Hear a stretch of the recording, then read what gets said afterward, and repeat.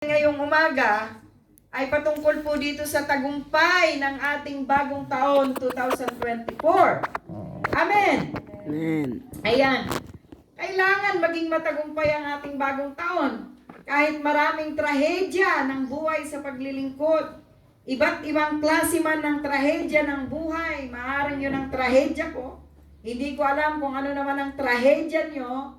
May iba't ibang klase ng trahedya ng buhay natin, pero ang mahalaga, ang mensahe ng Diyos sa atin ngayong umaga.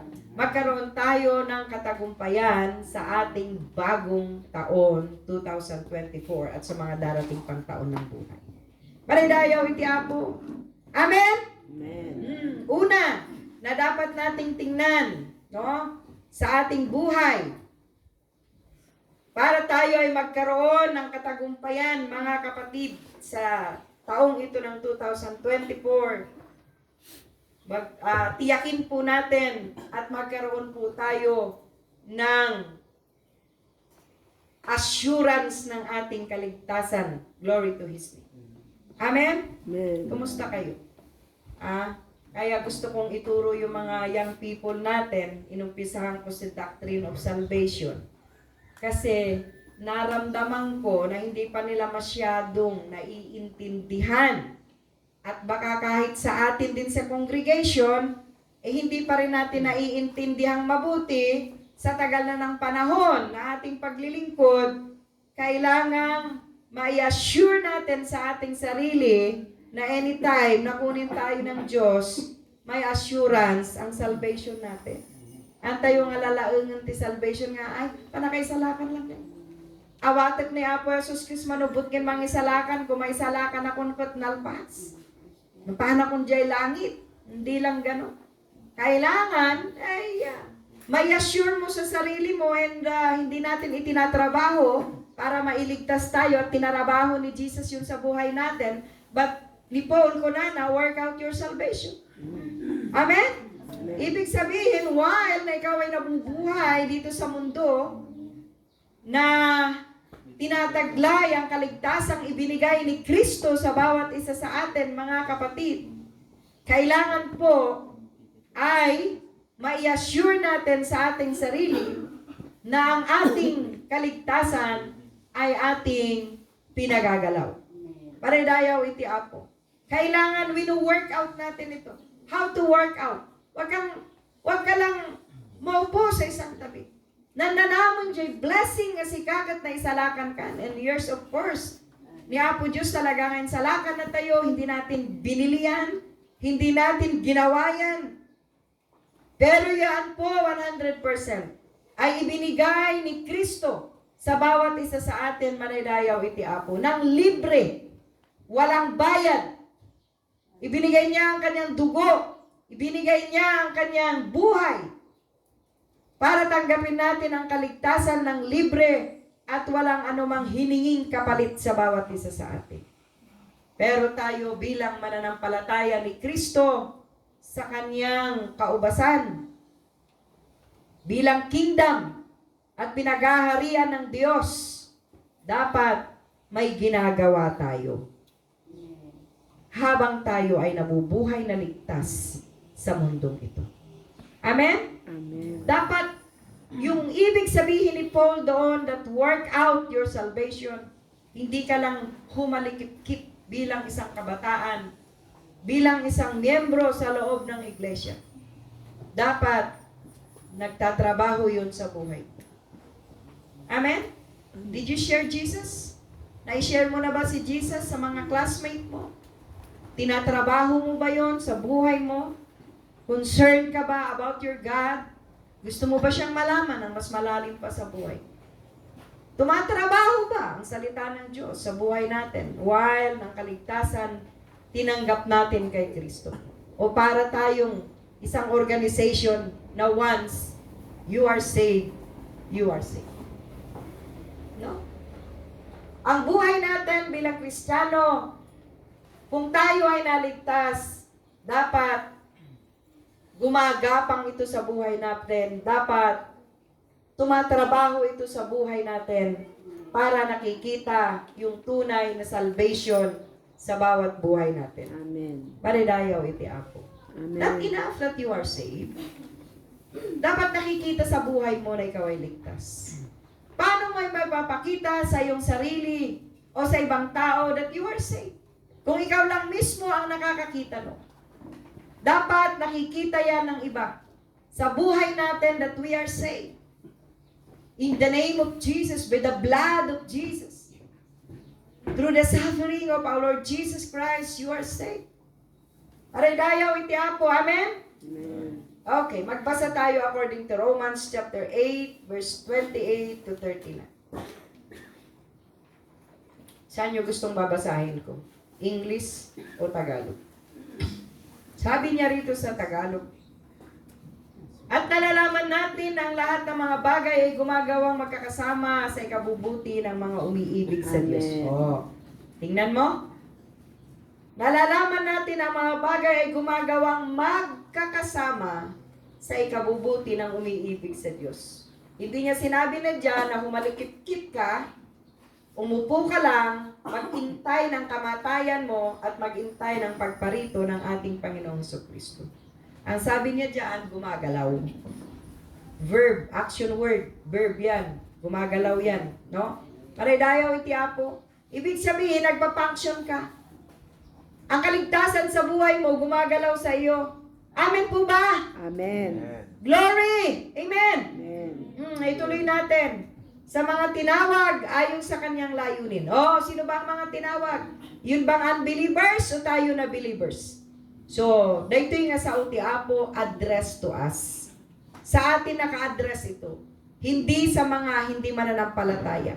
Sa atin na mananampalataya, in-address niya ito. Sabi niya, maaaring maging panganay sa maraming magkakapatid. Verse 30, bukod dito'y ang mga itinalaga niya ay tinawag din niya.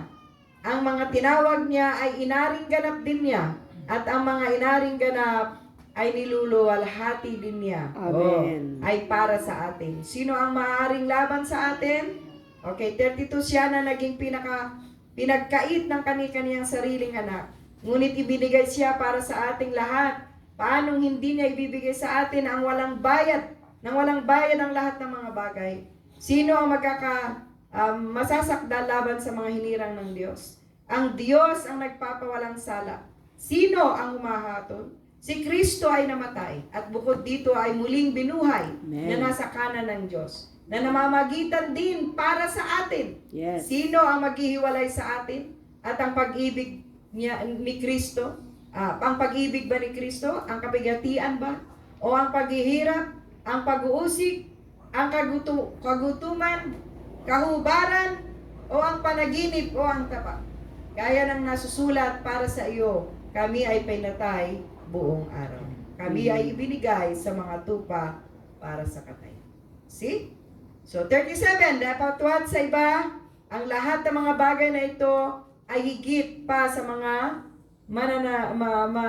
managumpay sa pamamagitan niya na umiibig sa atin. 38, sapagkat ako ay naniniwala na kahit ang kamatayan ni ang buhay, ni ang mga anghel, ni ang mga pamunuan, ni ang mga kapangyarihan, ni ang mga bagay na kasalukuyan, ni ang mga bagay na darating, o ang kataasan o ang kalaliman, o alimang bagay na nilikha ay hindi makapaghihiwalay sa atin sa pag-ibig ng Diyos na kay Kristo Jesus. Amen. Na Panginoon. Thank Paridayaw you, ti Apo. Amen? Amen. So malinaw ng ibig sabihin ng Diyos na mamuhay tayo ng may katiyakan sa apat na bagay. Ano po ang katiyakan na ito sa apat na bagay na binanggit niya sa versikulong binasa natin, mga kapatid? Dapat ang iglesia ng Diyos o tayo na mananampalataya ni Kristo, mga kapatid. Hallelujah.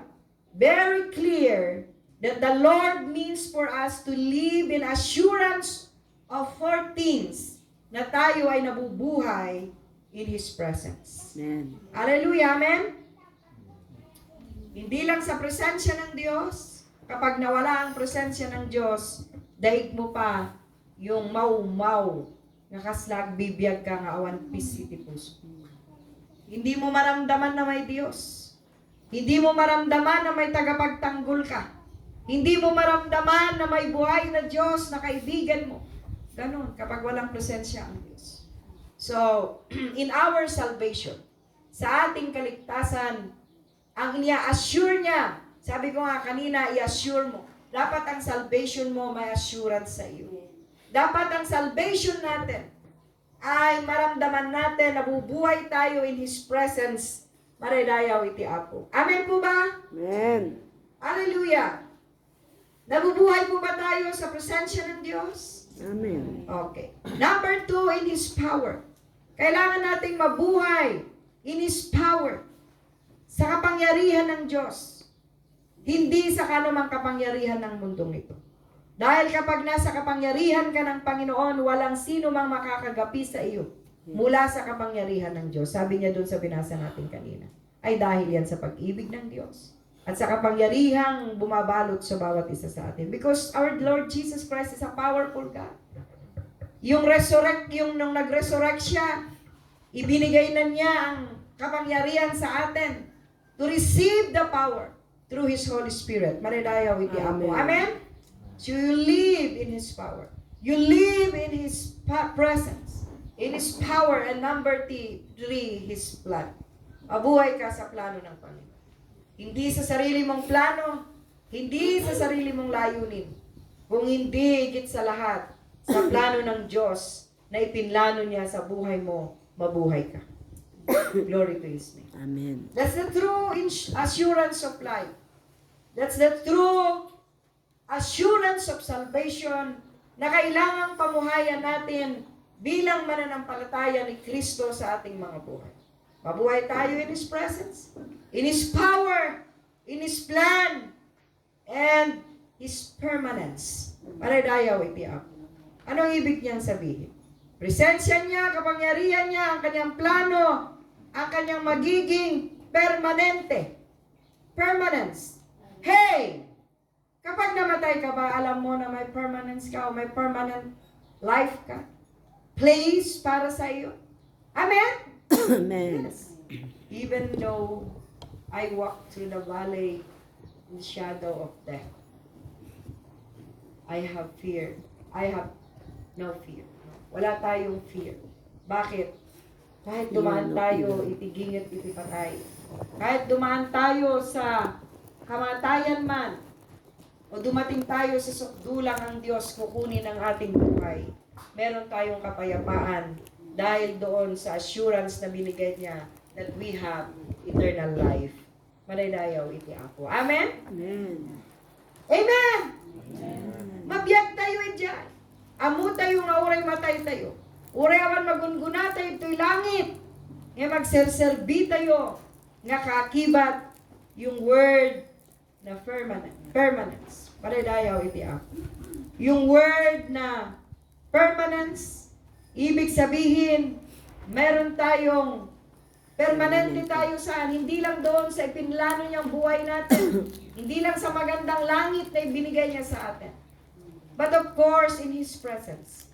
Yung presensya niya ay nagdudwell tayo na may permanency. Manaydayaw iti Apo.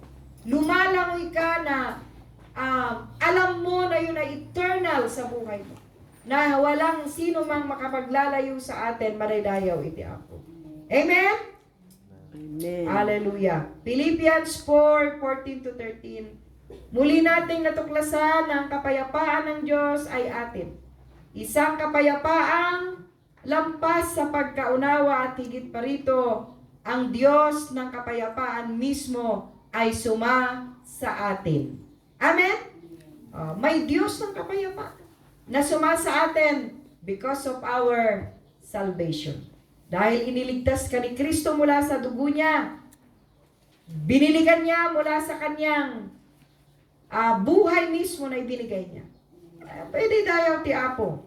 Yan ay isang uri ng katiyakan sa ating buhay na tayo ay iniligtas ng Diyos. Pwede tayo ti Apo. Amen? Amen. Pangalawa, dapat mayroon po tayong determinasyon sa ating bagong buhay, bagong taon kay Kristo, Manaydayaw iti Apo. Dapat ito po ang tinitiyak natin sa ating mga sarili at sa ating paglilingkod sa Diyos bilang at haharapin natin ang katagumpayan ng tinatawag nating bagong taon ngayong 2024. Amen. Dapat meron po tayong determinasyon na maglingkod sa Diyos. Come what may, nga kuna iti pagsasauti kanta. Dapat ano man ang mangyari, ano man yung dadaanan nating rough roads ng buhay, yung tinestify ko sa inyo kanina, marami man tayong disappointment, nagkaroon man tayo ng naramdamang upset sa mga taong nakakasalamuhan natin, kasama natin sa trabaho, mga kapatid. Pero hindi doon nagwawakas ang buhay. Dapat madaanan natin yun ng maayos. Sabi ko nga sa inyo kanina, maybe ako ganoon. Maybe yun ang aking disappointment. How about you? May mga kanya-kanya tayong rough roads ng buhay. Maaring nadadaanan mo ngayon. Maaring nilalampasan mo ngayon sa pangkasalukuyan. At ako naman ay nasa healing period. At yung iba naman, maaaring darating pala. No? Pero ito ang tandaan mo. Sa katagumpayan, hindi lang makita natin ang assurance ng kaligtasan sa ating buhay, pero pangalawa, dapat magkaroon tayo ng determination sa ating pagharap sa hamon ng buhay. Paridayaw iti Apo, amen? Amen. Okay. Upang mamuhay ng maayos tayo sa mga taon panadarating sa ating mga buhay, no? Dapat mabuo sa ating puso at sa ating isipan, mga kapatid, na tayo ay binigyan ng Diyos ng responsibilidad. May mga responsibilidad tayo. At ang paggawa nito ay makakatulong sa pag-concentrate natin sa mga positibong bagay, sa halip na malunod tayo sa mga bagay na negatibo sa buhay natin. Alam nyo, ang negativity, napakarami.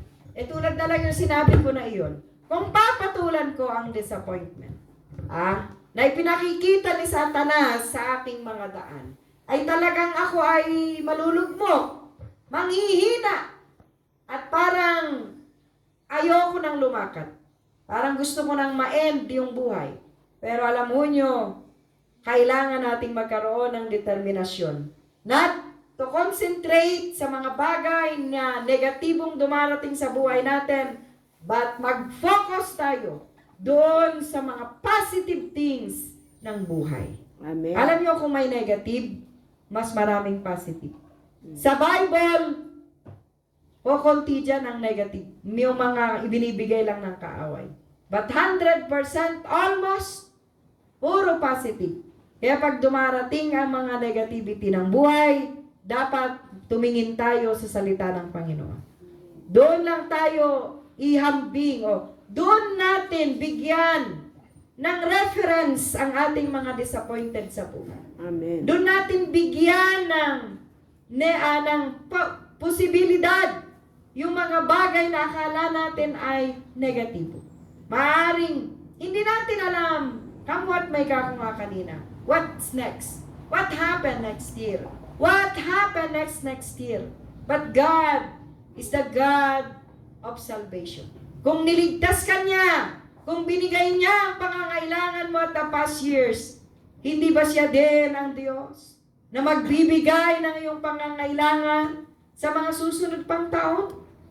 Amen? Doon mo gagamitin yung pananampalataya mo. Hallelujah! Doon mo, sabi ko nga, ihambing mo sa salita ng Diyos yung mga frustration mo sa buhay. Kasi doon mo makikita ang kasagutan. Doon mo makikita yung mga positive na mga bagay para yung mga madidilim na dinadaanan mo ay mabigyan ng kaliwanagan. Through the Word of God, maradayaw iti ako. Amen! Amen. Alam mo niyo si Apostol Pablo, napakahirap ng yugto ng kanyang buhay, na bago niya isulat yung mga liham na nababasa natin sa ngayon, dumating din po siya sa maraming mga problema. Dumaan din po siya sa maraming marami pong mga trials ng buhay, kadiliman ng buhay. Marami rin pong disappointment ng buhay, at marami rin mga ups and down, na mga troubles ng buhay na dumaan sa kanya. Pero ano ho ang ginawa niya? Sumulat siya ng isang kumpiyansa na determinasyon. Ginawa niya ito dahil lumalakad siya kasama ng ating Panginoong Hesukristo. And if you are walking with Jesus, hallelujah, para ka ding si Apostle Paul, mapagtatagumpayan mo ang lahat ng bagay. Amen. With, hallelujah, strong determination in the Lord. Maridayaw iti Apo. Kailangan magkaroon po lamang tayo ng isang matinding determinasyon sa paglilingkod. No? Amen. No turning back! Sabi ng mga young people, sa district ng St. James, yun ang kanilang motto. No turning back. No? Pagharap natin sa taon na ito, no turning back. Huwag na tayong bumalik. Huwag na nating balikan yung mga 2023. Tama na. Lampasan na natin yon kasama ang ating Panginoon. Lampasan na natin ang lahat ng bagay na nangyari sa likod ng mga taon ng buhay natin.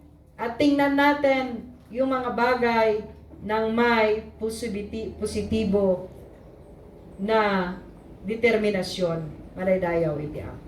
Amen. Hallelujah! Amen! Amen. At sabi ko nga kanina, hindi mauubos sa mga negatibong ipapakita ni Satanas. Pero tayo nabubuhay nakasama si Kristo.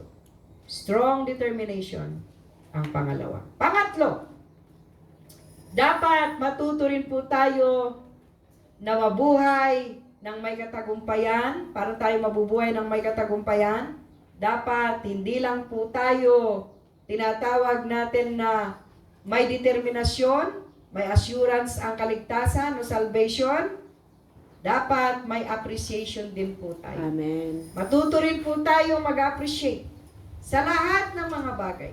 Binanggit po ni Pablo ang tungkol sa Diyos, ang mga kaaliwan, ginamit niya mga salitang parakletos na nangangahulugan, mga kapatid, ang Diyos na nakatayo sa tabi natin.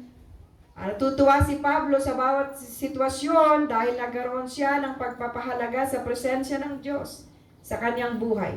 Ipinaalala po sa atin ng sinulatan niya mula dun sa verse 3 at 7 sa ating teksto ngayong umaga na magkaroon tayo ng pagkaaliw. Isang action word yun.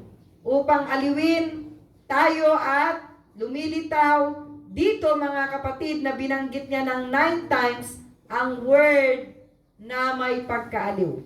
No? So, kung ganun ang ginagawa ng Diyos, dapat matuto tayong mag-appreciate sa lahat ng bagay.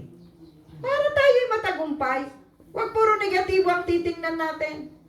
Kung merong negativity, meron ding positivity. Maridayaw ti Apo. Meron ding mga positive na bagay. Sabi ko nga, yung dilim ng buhay natin, bigyan natin ng reference yan sa Word of God. At ang Word of God, liliwanagan niya yan para hindi lang yun at yun ang nakikita mo. Kasi every time bumabalik-balik sa iyo yan, yung isip mo, hinahawakan ng kaaway. Hey, mga kapatid, ikaw ang boss ng isip mo. True. Dapat, Amen. determinahan mo yan, dapat manduhan mo ang isip Yes. mo ng mga spiritual verses, Yes. ng mga salita ng Diyos na makapagliliwanag dyan sa isip mo para hindi yung mga negatibo ang siyang nagtatagumpay sa isip mo. Amen. Amen? Oh, halimbawa, Sister Elsa, yung mga negatibong nakita mo sa mga paglilingkod mo sa taong bayan while you are secretary ng barangay, kung balik-balikan yun. Dumapo ka na sa positive ng 2024. Amen. Para matapos na yun at higit sa lahat, i-appreciate mo na lang na kung hindi dumaan sa iyo yun, siguro hindi ka matatag gaya ng katatagang nasa sa iyo ngayon. Amen. And every situation na dumaraan sa buhay natin, remember, there is a purpose. Mayroong purpose ng Diyos.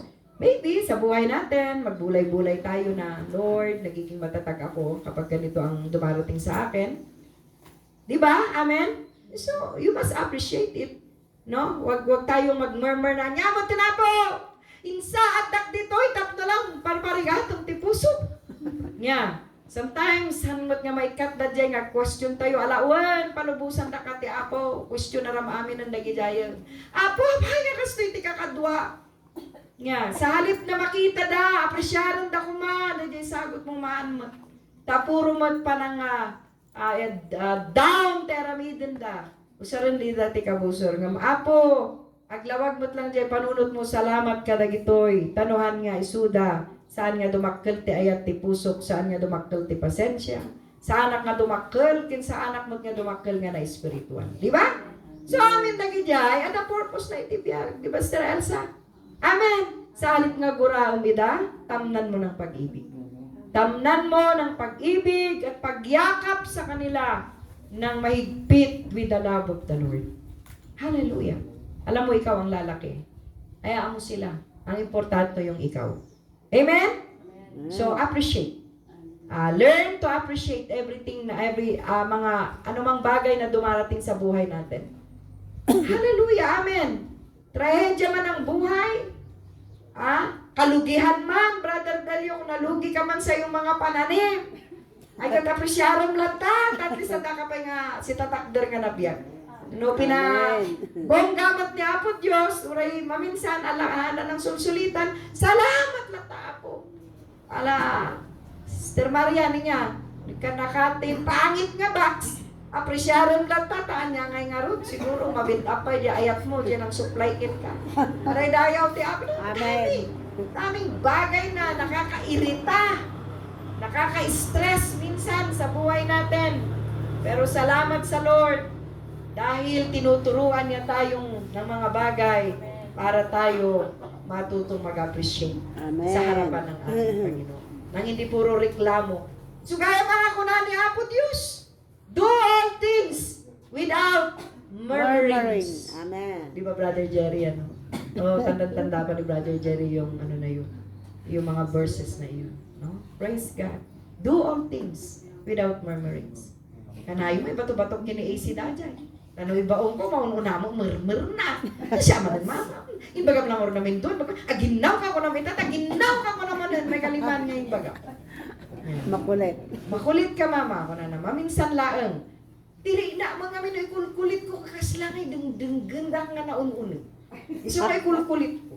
Tanong kami na minsan kakaslanaan nang. Iso ngay dawil ko. Yeah. So nga, ano sanda ka anak ko, takasta nga talaga ti ina. Agbalikan tumutan nga ama. Tunto no madanon. Kung ano tatan. Ay, pangaasi yung apos. Tumutan ada dyan talo nga istorya. Wow. Okay. So nga nagbag ni Apo Dios. Manadayaw ti Apo, surusuruan tayo ti agapresyan. Amen.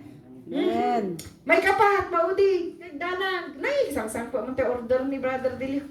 Ay, Apo, hallelujah. Nagadumakan tayo. Pipista tayo, madamdama. Ta New Year celebration tayo dito. So nga, inkukwa mo ta na. At atidog ko mo ti mga sabanta. Dajay, umad-ado ti gutom tayo. Tapno maibos tayo. Kasan na maibos na kat-ado nga na kita. Apo, uray la, upa-upat nga pizza. Nga, kaya nagbasit tayo. Yung naging bag ni Apo Diyos. May kapat! Dapat magkaroon tayo ng dedikasyon. Amen! We must have a dedication. Kung na dyan English. Ado ka nga tao. Ado ti resolution da. No dumteng iti New Year. Apo, haana ko nga agsungsulpan. Sura na pa'y papel. Anak ko nagsulsulpong kininanang kintatang ko. Anak ko nagkupit. Nga, Christian. Anak ko na po nga agululbot. Ando, iti promises tayo. Iti bibiyag tayo. Anak ko nga taktakasan ni mama. Kasing po takton ko na ni MM. Yan. Praise God. Anak ton nga agmamaman.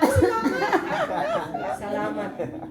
Ni Apo Diyos, uray na padas tayo nagitiban banag. Ngayon, ikuha na tayo ngay, iurnusin na, bayan na nga, ma-experience tayo, nga nga bayan, nga mananatili tayo sa isang bagay na alam niyang ikakasama natin. Oo, totoo yun. Hinahayaan niyang ma-experience natin ang mga bagay, pero hindi niya hinahayaan na panatilihin tayo doon para yun ang sisira sa buhay natin. Lagi niya tayong papaalalahanan. Amen! Oo, naramanam na minsan ay kasi gayang tiraman na. Kitsang puntul ulitin ang tamok nga da jay kat pakadadaula. Pas jay ati. Ang nga da jay inunak mo kit di. Tamayat gayam. Ano mo pa'y makita da jay tata? At the end of your life, pagka tumanda-tanda ka na, nagtaon ka ng 30 pataas, andun na yung kasalukuyang excitement ng buhay, andun na yung sarap ng buhay with your kids, with your wife, pero doon ka na pala mamamatay dahil sa katigasan ng ulo mo, nagkasakit ka, inipon mo, yung maraming payo sa'yo hindi mo ginawa, doon na tumalab, eh di inapit mo.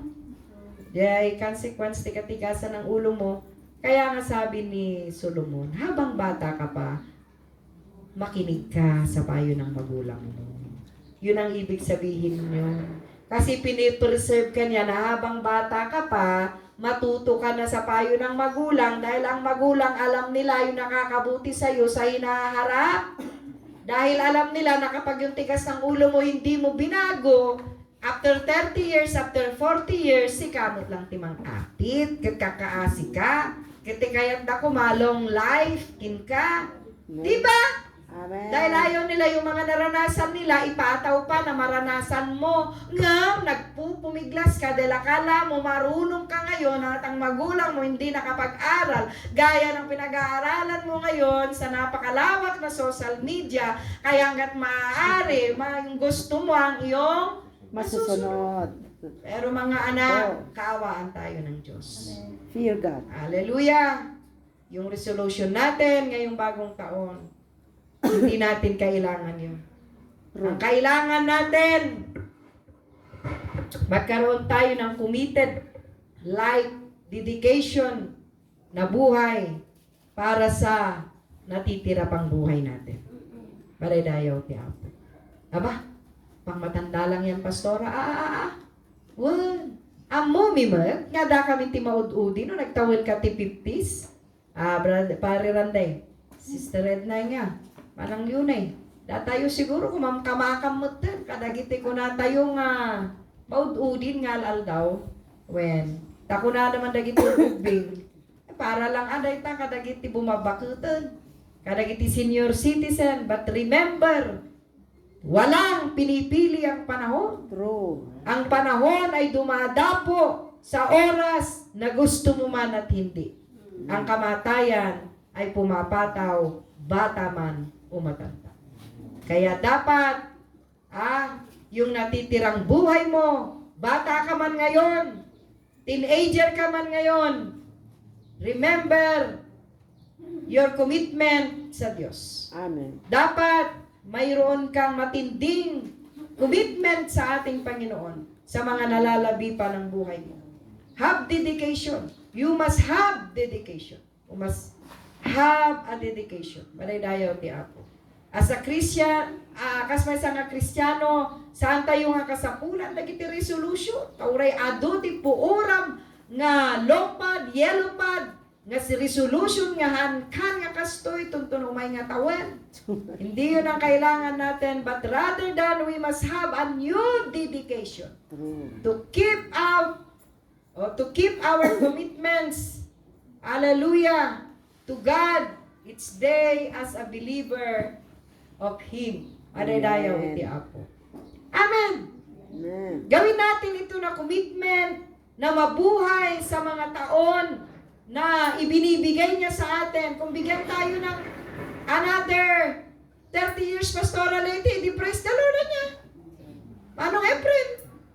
Ikanda ka another 50 years, praise the Lord, hallelujah. Who knows? Pero kung kinat-off na niya ngay, punta naman tayo sa Kapusong Bangir na. Ni kanda kalaangan ti 2 years, 3 years, 4 years, 5 years. Kasya na tayo ti Apo.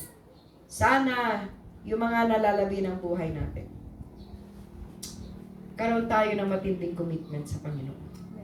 Hallelujah. 1 Peter chapter 5 verse 7. Unanay Jai, this requires that we make up our minds to trust Him through it all. We can do that because He has promised never to leave us nor forsake us. Maramid tayo gaputa, nagkariti Apo, nahan na tayo pulos nga ibati, sana tayo nga baybayan. Baradayaw iti Apo. Amen? Meron akong isang poem na nabasa, no? Ang nilalaman nito, sabi niya, ang buhay daw, life is a book in volume 3. The past, the present, and the yet to be, or the future. No, the first is written and laid away. The second, we are writing every day. Yun daw yung buhay natin. And then the next and the last, the thing a volume is hidden from sight. And God holds the key. Nilaan kano Apo Diyos ti makaammo iti Amen. tulbog na dayto. It's the future. Yeah. No, ang buhay daw ay isang aklat sa 3 volume. Ang nakaraan, ang kasalukuyan at ang mga mangyayari pa sa hinaharap. Ang una ay isinulat at inilapag. Ang pangalawa ay isinulat naman o isinusulat araw-araw. Ang susunod at huli na volume ng buhay natin ay nakatago sa bangin at ang Diyos lamang ay ang may hawak ng susi. So, kung ako ay nabubuhay at ang Diyos ang kasama ko, no, mga kapatid. If I live and God is with me, if I die, I am with God. I was not born to lose. I am born again to win. And even in my daily life, I will win as I am fully submitted to the Spirit of God. Manaydayaw ti Apo. Amen? Amen. Hallelujah. Manaydayaw ti Apo. Thank you, Jesus. So sana mabuhay po tayo that we must have a dedication to God. Amen. Amen? Amen. And we must have appreciation. And we must have determination. And lastly, we must have salvation. Salvation. Manaydayaw iti Apo. Para tayo ay mabuhay na we have victory in the new year. At sa mga new year pa na darating sa ating mga buhay. So, nabubuhay po ba tayo, mga kapatid, na may katagumpayan sa ating mga buhay? Amen? Alam niyo, may isang lalaki, pang sara natin. Alam niyo na yung kwento nito. I-remind ko lang sa akin. Nadulas siya, nahulog siya kasi isa siyang construction worker sa isang building. Mataas yung kanyang kinalalagyan. Nadulas siya dun sa tabla na kanyang pinapatungan. Wala siyang tali sa kanyang, karamihan kasi may tali yan habang nagpipintura ka. Pipintura siya eh. Nadulas na siya sa tabla, hindi siya naglagay ng belt. So, ang ginawa niya, naikapit niya yung kanyang daliri sa pasimano. Alam niyo ba yung pasimano? Yung JNST ko ngay, building. Naikapit niya, so nakakanyan siya. Nakasabit, jay baginay, jay building. So, dating lalaki, ay kata, siyempre, nagsumigawa. Ha! Kuna na, tulungan da, tanay. Awanan! Magibos na biyag ko. Ana, ya? Ket maingay yung mga yan, parang ganyan. Sabi niya. Maingay. Hindi narinig yung kanyang sigaw. Sa madalit sabi, napagod si kawawang nagpipintura. Nakabitiw sa kanyang mga daliri niya dun sa building. Anya, natay? Natay? Napanjay, manong upload na dyan.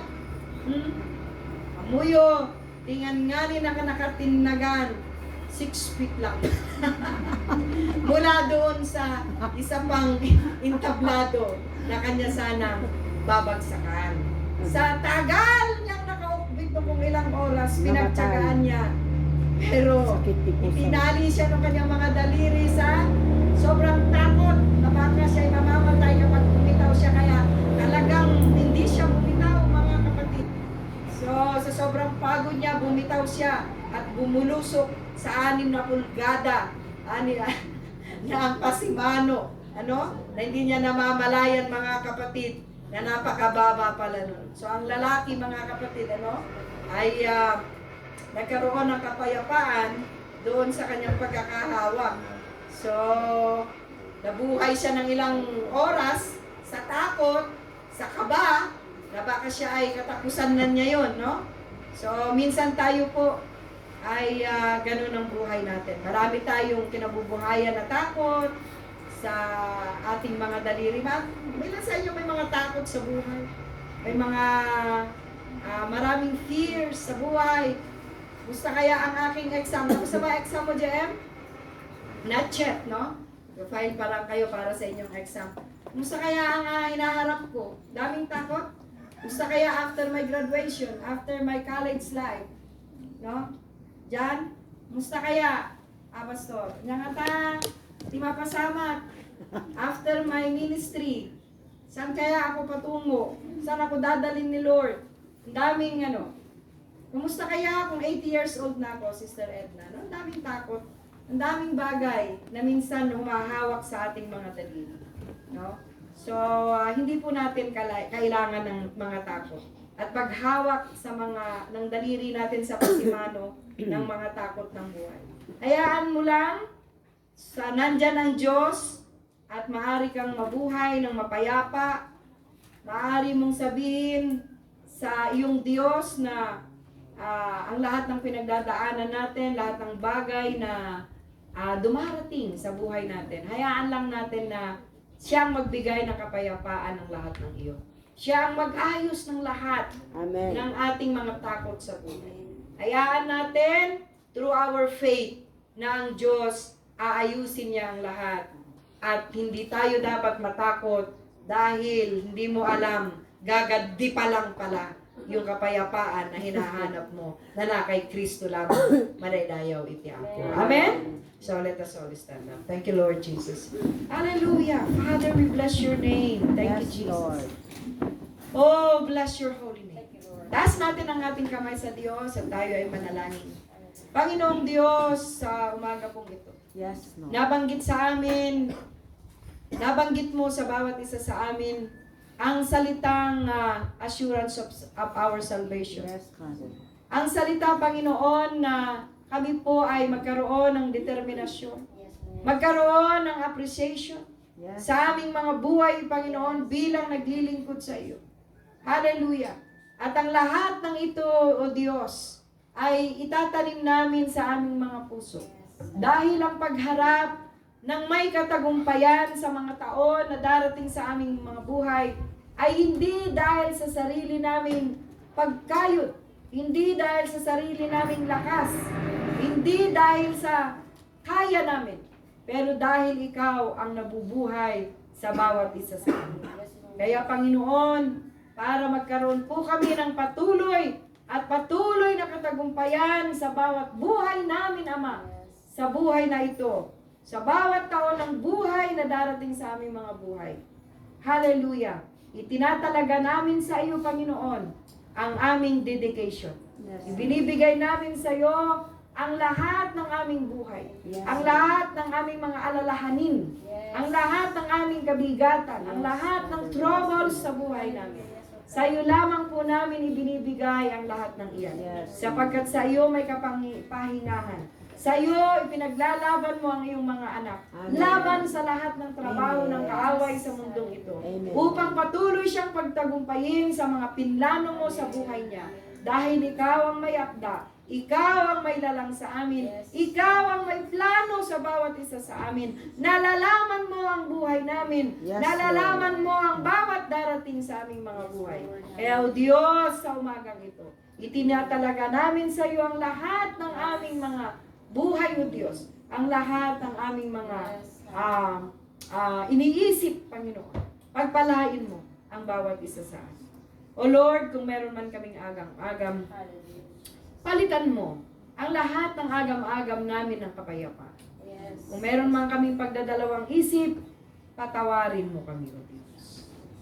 Maaaring dahil sa kahinaan namin, nagkakaroon kami ng mga double-minded mind.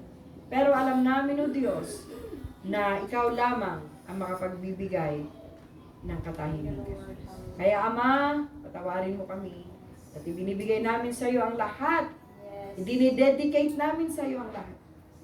Ang buong buhay namin, ang aming mga plano, para mabuhay kami na may determinasyon. Yes. Determinado. Maalala namin yung assurance ng salvation namin that we must, hindi lang kami humahalikot-kit, but we must work out our salvation. Hindi namin gagawin ito para kami magkaroon ng salvation because yan ay ibinigay mo na ng libre. Pero dapat may ginagawa kami while we are living in this world. Na naghihintay ng aming kamatayan, naghihintay ng iyong pagparito, hallelujah, sa bawat buhay namin. Lord God, thank you for that determination. Come, urayan niya, mapaspasama ka po. Kumita kami ka. Sika lang tilawag mo. Lord, ha kami nga ma-disappoint ka po ta. Amin na kita, negativities came from Satan. Sa salita mo, may solusyon na. Sa salita mo, may kaliwanagan. Amen. Yes, Lord. And sa espiritu mo, may kapayapaan. And thank you, Lord. Thank you. Itinataas ko sa iyo ang buong kongregasyon sa mga kapatid na lalaki, mga babae, mga young people, mga bata, ang aming mga elders. Yakapin mo kami sa araw na ito. Hallelujah.